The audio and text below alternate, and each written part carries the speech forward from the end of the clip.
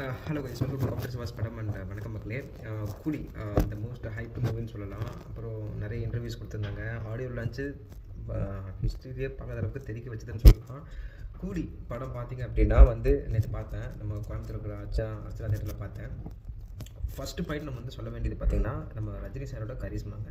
அவரோட screen appearance எல்லாத்துக்குமே சொல்லவே தேவையில்லை. அவருக்கு எந்த மாதிரி கேரக்டர் கொடுத்தாலும், வில்லேஜ் கேரக்டரா, பிஸ்னஸ்மேன் கேரக்டரா, இந்த மாதிரி கூலி கேரக்டரா, இந்த மாதிரி எந்த மாதிரி கேரக்டர் கொடுத்தாலும் அப்படியே வேறு லெவலில் அவர் வந்தாலே அப்படியே ஸ்டன் ஆகிரும் அந்த ஸ்க்ரீனு. அந்த மாதிரி இருந்தது. அப்புறம் பார்த்தீங்கன்னா, இன்னொருத்தரை பற்றி சொல்லணும், அனிருத். இந்த படத்தை பற்றி அப்புறமா வேணாம். அனிருத்தோட மியூசிக் பார்த்தீங்கன்னா, எப்படி சொல்கிறது, இந்த இந்த படத்தோட கதையை வச்சு இந்த மியூசிக் வச்சு நகரதா, இந்த மியூசிக் வச்சு இந்த கதை நகரதானே தெரியல. அந்த அளவுக்கு வேற லெவலில் போட்டிருக்காரு அனிருத். அப்போ பிஜிஎம்லாம் பார்த்தீங்கன்னா நீங்கள் ஏற்கனவே பார்த்துருப்பீங்க.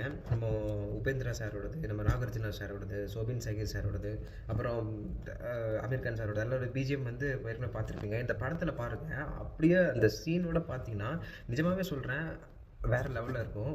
அனிருத் வந்து பார்த்திங்கன்னா இந்த ரொம்ப மெனக்கெட்டு இந்த படத்தில் வந்து போட்டிருக்காருன்னு நினைக்கிறேன். ஐ மீன் எல்லா படத்தையும் மெனக்கெட்டு தான் போடுறாரு.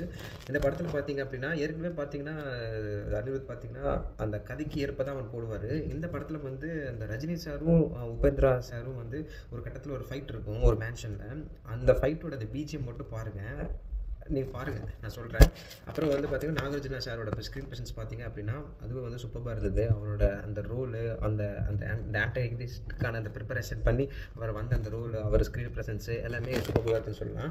எனக்கு என்ன தோணுச்சு அப்படின்னா, ஃபர்ஸ்ட் ஹாஃப் வந்து கொஞ்சம் ஓகே கொஞ்சம் வந்து ஸ்லோ டவுன் ஆன மாதிரி இருந்தது. செகண்ட் ஹாஃப் வந்து கொஞ்சம் ஸ்பீடாக போச்சு. அது அந்தந்த போர்ஷனில் அதுலேயும் வந்து பல சீன்ஸ் எல்லாம் கொஞ்சம் பெருசாக இருக்கிற மாதிரியே தெரிஞ்சுது.